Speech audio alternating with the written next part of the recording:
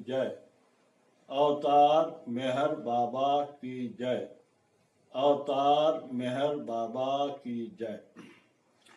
ये जो किताब एक साल पहले अपन ने चालू किया था, जो मुंबई सेंटर ने बाबा के छोटे छोटे जो संदेश है वो कंपाइल किए थे, जिसका नाम था मेहर बाबा कॉलिंग। छोटी पुस्तक थी मगर बहुत ही यानी बाबा के ओरिजिनल संदेश उन्होंने अच्छी तरह से कंपाइल किए थे, एकत्र किए थे। अभी वो किताब जो है तो वर्धा सेंटर के डॉक्टर महोदय करके उन्होंने, उनको बहुत अच्छी लगी तो उनको लगा कि भाई ये हिंदी में होना चाहिए, तो उन्होंने वो प्रेमचंद गोछा करके वर्धा के ही अच्छे विद्वान थे हिंदी के, उनसे ये भाषांतरित करवाया। जो किताब का फिर संपादन GSN मूर्ति ने किया और उसको ये जो है विशेष बोलो तो उसको प्रस्तावना आदि जी मंडली के जो आदि सीनियर थे उन्होंने प्रस्तावना दी। और फिर वो जो पहले उन्होंने कॉपियां निकाली थी 1000 कॉपी, तो वो आउट ऑफ प्रिंट हो गई, खत्म हो गई, बहुत साल पहले की बात है ये। फिर बाद में वो मुझे जो वर्धा में एक 2011 दिसंबर 2011 दिसंबर नवंबर 2011 में एक बड़ा उन्होंने विश्व मेला अरेंज किया था, तो वो मेरा टॉक हुआ। उसके बाद में जैसा बाहर आया पेंडाल के, तो वहाँ वो खड़े थे एक किताब लेके, तो जिनका जो ये है हिंदी में नाम उसको दिया था हितोपदेश, मेहर बाबा हितोपदेश क्या। तो ये जो वो जो नई कॉपी लेके वहाँ खड़े थे और मुझे बोले आप बड़ा सटीक बोलते हो वगैरह वगैरह जो भी, मगर उन्होंने क्या बोला कि भाई ये जो है किताब अभी आउट ऑफ प्रिंट होगा, ये अवेलेबल नहीं कहीं पे भी, तो आप अगर इसको रीप्रिंट करना कर सकते हो तो कृपया करें क्या। तो मैं बोला कोई बात नहीं, हमारा एक ये भी चलता, अकाउंट चलता, हम कुछ 36 लोग 250 रुपये जमा करते महीने के, जो बाबा ने बोले ऐसे सोशल वर्क भी उसमें करते हैं, किताबें भी छापते हैं, उसको नो लॉस नो प्रॉफिट में बेचते भी है, कुछ पॉम्पलेट भी छापते हैं वो बेचते हैं। कोई जो कंस्ट्रक्शन कोई भी सेंटर का इंडिया में चलता रहा, और उन्होंने आह्वान किया कि भाई पैसे होना डोनेशन, तो हम उसमें से डोनेशन भी देते हैं। ये जो विश्व मेला रेगुलर हमीरपुर एरिया में होते उनको भी डोनेशन देते हैं, तो ये काम हम उसमें करते हैं। तो इससे ये हमने ये फिर मैंने ये इसको हमारे जो BC का ग्रुप है उनके कान पे डाल के कि भाई ऐसा मैं करना चाह, तो हमारी 5 लोग उनकी कमेटी है उसमें, तो डिसीजन हुआ तो और ये छापा हमने। तो इसमें 2 किताब एक में किया है। बाबा के कुछ बहुत ही सटीक मैसेज जो है जो फेमस है, जो हर प्रेमी ने पढ़ना चाहिए, तो वो भी हमने इसमें कलेक्ट किए हैं क्या। कुछ 83 मैसेज सभी प्रकार के इसमें आए हैं, बहुत ही जैसा चेतावनी है, वार्निंग है, जैसा ईस्ट वेस्ट गैदरिंग के हिंदी मतलब जो दोनों मैसेज है, राजमिंद्री का मैसेज है, रियल वर्क यानी असली कार्य, मेहर बाबा की पुकार है, ऊंचे से ऊंचा है, विश्व संदेश है, बाबा का प्रवचन जो यानी जिसको सरमन करके फेमस है महाबलेश्वर का क्या, और भाऊ जी का सबसे फेमस अवेकनिंग है, बगैर झरोखे का, खिड़कियों का, दरवाजों का, संस्कारों का घर। तो बाबा की विशेष है दुख क्लेश क्यों, इसके ऊपर जो बाबा के संदेश है, जो अति बहुत महत्व के जो संदेश है, ये इसमें कंपाइल किया मैंने अलग अलग जगहों से, और कुछ ट्रांसलेट किया खुद, इंग्लिश में मिले वो, तो ऐसे 83। और ये दूसरा किताब है हितोपदेश, मेहर बाबा कॉलिंग का ट्रांसलेशन। तो इसका अपन ने अभी तक पहले 1 साल पहले ये जो ये डालना चालू था यूट्यूब पे, तो वो 1 साल पहले रुक गया ऐसा कुछ कारणों से। जो लड़का वो करता था और जो एक्सपर्ट है इसमें क्या उसके ही भाई के सजेशन से चालू किया था कि भाई आप बोलो काका, तो लोगों को भी उसका बहुत फायदा हो जाएगा, इसका विश्लेषण करो या व्याख्या करो। तो मैंने कोई बात नहीं, अपना छोटा भाई बोले इसका एक्सपर्ट है, वो तो यूट्यूब पे डालेगा, अपना मेहर संदेश करके चैनल चलाए भी उसने। तो उसमें ये जो है 22 मैसेजेस एक्सप्लेन हो गए थे। अभी आज से फिर से अभी वो लड़का आया है कोरोना की वजह से, वो फ्री है, वो मेरे पीछे भी लगा था, बोले काका अभी चालू कर दो, क्योंकि ये बहुत लोगों ने पसंद किया, स्पेशली नॉर्थ इंडियन लोगों ने, जिनको हिंदी समझती है, उन्होंने मुझे बोला भी बहुत अच्छा, हमको उससे मालूमात हो रही, बहुत लोगों ने बोला। तो अभी ये जो 23 नंबर का जो संदेश है, अपने विश्वास दृढ़ता पूर्वक व्यक्त करो, बाबा का कहना है, इसका हेडिंग है। अभी जो ये जो ओरिजिनल मैसेज, जैसा कि मैं हमेशा बोलता हूँ, ये बाबा के से आया है, इसलिए वो उसका जो स्रोत है वो अवतार है, सत्य है। और इसके ऊपर जो मैं व्याख्या करूँगा, अपने ओपिनियन रखूँगा, वो मेरे खुद के है।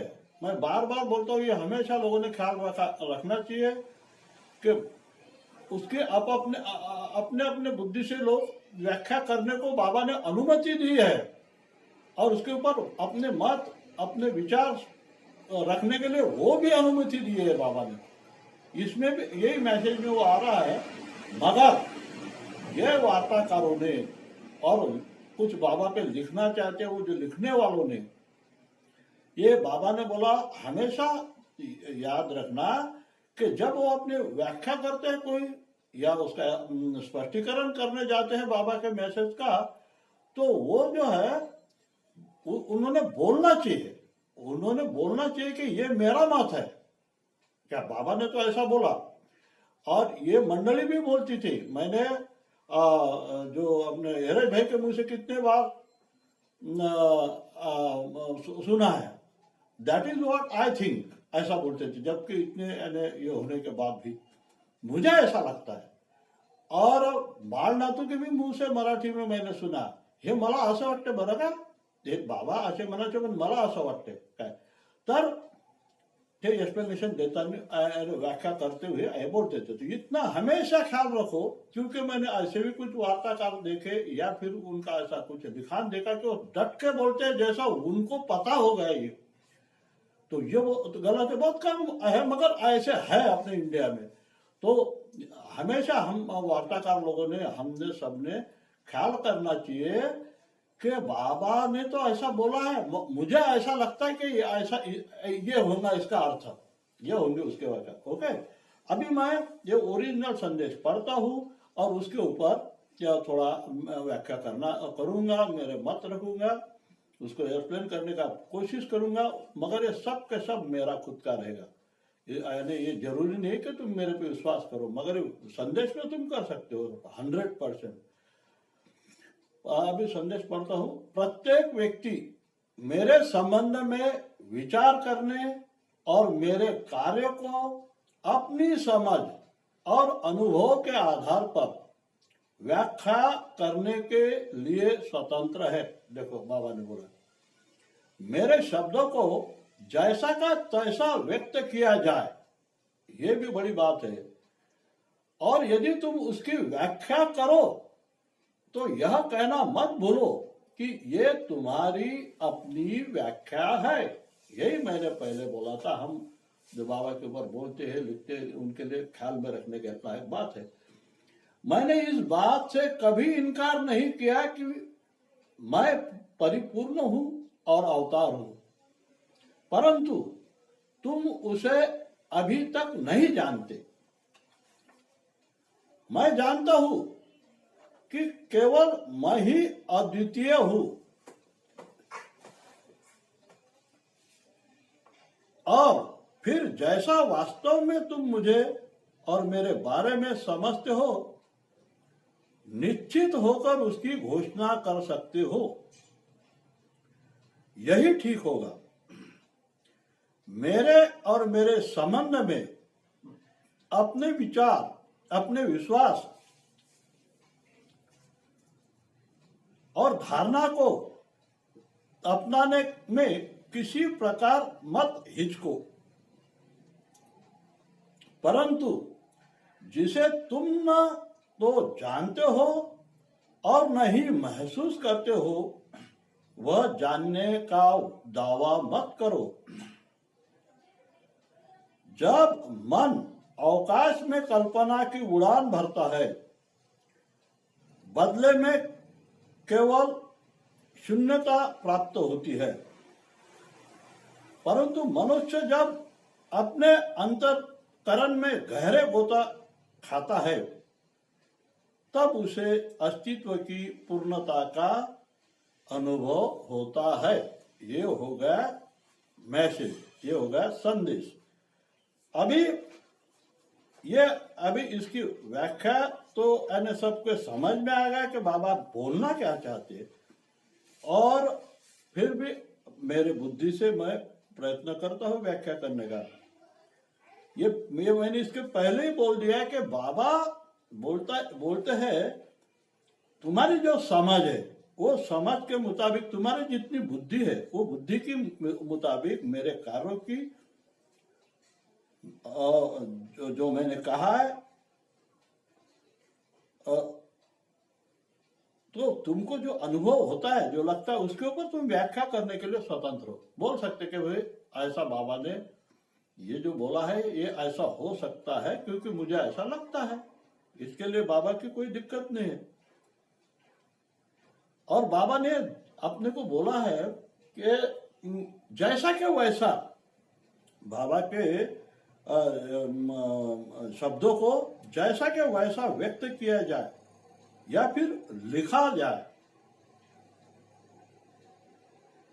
और बाबा ने इसके ऊपर एक मैंने पढ़ा है ऐसा कि बाबा बोलते कि जो लोग मेरे शब्द, मेरे संदेश को एग्जैगरेट यानी ज्यादा बता के या फेरफार करके, उसमें कुछ ओमिशन कम करके ज्यादा करके बताते हैं या लिखते हैं, बाबा के इतने कड़क शब्द इसमें कि वो मुझे क्रूसीफाई करते हैं।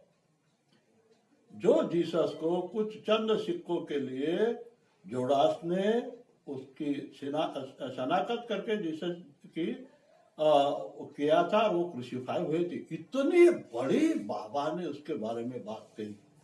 इसलिए हर, चाहे वो वार्ताकार हो या प्रेमी हो, हम में से जो भी है, वो बोलते समय हमेशा ख्याल रखे कि जो अपने को यानी बाबा ने बोला वैसा के वैसा दूसरे को बोलने की कोशिश करना, और लिखना भी वैसा ही जो बाबा का ओरिजिनल लिटरेचर है।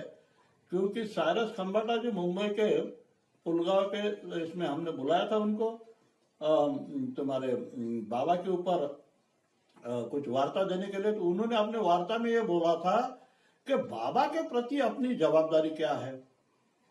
वो ये बोलते हैं कि अपनी जो पीढ़ी है, जिनको अभी ओरिजिनल लिटरेचर बाबा का अवेलेबल है, अभी तक उसमें डिफॉर्मेशन या कुछ गड़बड़ हुई नहीं, जैसे कि सब धर्मों के ग्रंथों में हुई है।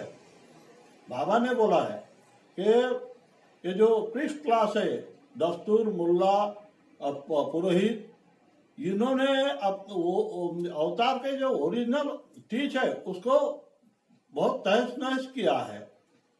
यहाँ तक के वो जो झूरतुष्टि ने बताया था वो बिल्कुल भी अभी अवेलेबल नहीं, कोई दूसरा ही दस्तूर लोगों ने उसके ऊपर लिख कर रखा है, यहाँ तक बोला है। तो इसलिए ये बात ख्याल करना चाहिए। तो इसलिए साइरस खंबाटा ने वहां बोला था तो हम अपने पुलगांव में कि हमारी ये जवाबदारी है सब प्रेमियों की कि आने वाले पीढ़ियों को जैसा के वैसा बाबा के संदेश, बाबा के शब्द जाना चाहिए। अपने ही स्तर पे उसको डिफॉर्मेशन, उसका उल्टा सीधा नहीं होना चाहिए, हमेशा हमने ख्याल रखना चाहिए। और अगर कुछ ऐसा लगा किसने बोला और आपको मालूम है तो आप उसको रेफरेंस दे दो, ये किताब में जो बोल रहे हैं आप ऐसा तो नहीं है, कुछ उल्टा बोल रहे हैं आप, तो किताब पढ़ने के बाद ही बोलो, और फिर वो बताओ उसको क्या ऐसा ऐसा है करके। देखो ये बाबा ने क्या व्हाट्सएप में क्या है, एवरीथिंग एंड नथिंग में क्या है, नथिंग एंड एवरीथिंग में क्या है, क्या डिस्कोर्सेस में क्या है, या फिर लाइफ एट इट्स बेस्ट में क्या है, या फिर dreams from Meher Baba on spiritual panorama. ये ओरिजिनल बाबा की किताबें हैं, इन गॉड्स हैंड है, इन्फिनिट इंटेलिजेंस है, टिफिन टॉक्स है, इनका तुम रेफरेंस दे सकते हो। उसके इससे ही तुम हम, क्योंकि लॉर्ड मेयर भी ऐसी भावर जी ने जो ये की है किताब, जो बाबा का चरित्र बाबा के अध्याय से लिखा है, हिंदी में भी पद्य में है मेहर प्रभु, और लॉर्ड मेयर इंग्लिश में, जिसका हमारे मराठी भाषा में सुधीर कोल्ले करके रहे नहीं, बहुत अच्छे प्यारे प्रेमी थे, उन्होंने ट्रांसलेशन भी किया है। तो उसमें जो है वो बाबा के समय के जैसा के वैसा उन्होंने कंपाइल किया लोगों से, बाबा के मंडल की डायरिया, बाबा का सब लिया, तो उसका रेफरेंस तुम दे सकते हो क्या। तो यह हमेशा ख्याल करना। तो अभी बाबा आगे क्या बोल रहे,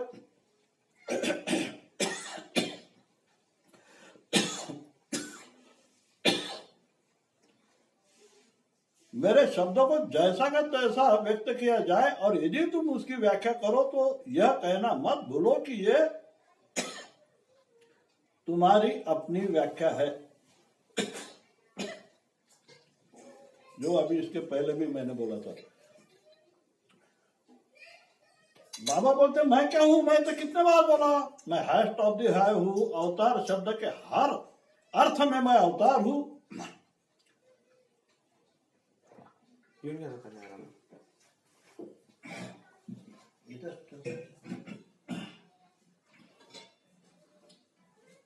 मैं अद्वितीय हूं, परिपूर्ण हूं।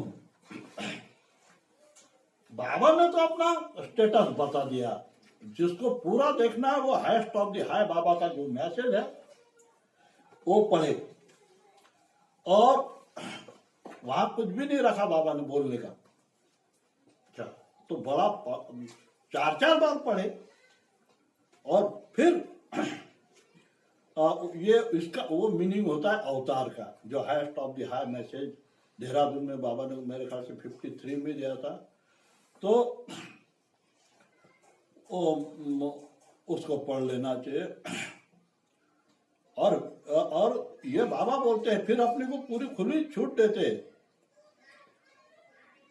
फिर जैसा वास्तव में तुम मुझे और मेरे बारे में समझते हो, निश्चित होकर उसकी घोषणा कर सकते हो। किसको संत लगता है, किसको सदगुरु लगता है, किसको विद्वान लगता है, किसको बहुत बड़ा सोशल वर्कर लगता है क्या, और किसको फ्रॉड लगता है। बाबा के समय में मेहरा का मामा जो है उसका भी नाम वही था, एम.एस. ईरानी। उसने तो कितनी बाबा को क्रिटिसाइज किया कि फ्रॉड है ऐसा, उसके पूरे मतलब जहां पारसी लोग उसमें मैक्सिमम पारसी बाबा का विरोध करते थे वो जमाने में, और पूरा फैला तो उन्होंने किताबों में, तुम्हारे पेपरों में पॉम्पलेट बांट के क्या, जहां बाबा का कार्यक्रम होने वाला पहले जाके वो बोल देता था कि फ्रॉड आदमी नवसारी में कि भाई आने वाला, ये खुद को खुदा कहता है, ये बहुत बड़ा क्या बोलते हैं पाखंड है वगैरह वगैरह। तो फिर वही जो एम.एस. ईरानी मेहरा का मामा, जो मेमोरियल टावर बाबा ने ये किया, तो उसमें जो नाम लिए थे कुछ 200-300 बाबा के कार्य में जिन्होंने ये बहुत ये किया, तो उन लोगों के नाम जो दिए थे उसमें पहला नाम एम.एस. ईरानी का है, यानी सबसे ज्यादा काम उसके जरिए करवाया बाबा ने। यानी देखो, ये मानवता की टेंडेंसी है, प्रवृत्ति है कि किसी में कुछ बुरा हो जाए, कुछ ने कुछ गलत काम कर दिया जाए तो उसकी एडवर्टाइज बगैर पैसे से हो जाती है, धड़ाधड़ मोहल्ले में हो जाता है, उसकी लड़की भाग गई, उसकी लड़की भाग गई। ये अपनी टेंडेंसी है, और अवतार को हमारे सबको मन जानता है वो, इसलिए उसको मालूम है। तो वो उससे उसको उससे लेन देन नहीं कि उसको कोई लोग क्या बोल रहे। पूरी बाबा के स्टेटमेंट तो ऐसे है कि पूरी मानवता मेरे पैर में आ जाए या मेरे विरोध में खड़ी हो जाए, मैं जो हूं वही हूं। Baba was Baba, Baba is Baba and Baba will be Baba. वो क्या है? Highest of the high. ना मेरे स्टेटस में एक बार भर कम होगा, ना तुम्हारी मेरी तारीफ करने से, जय जयकार करने से मेरे स्टेटस में एक मतलब किंचित भी बार भर भी बढ़ोतरी नहीं होगी। ऐसा उसका स्टेटस है।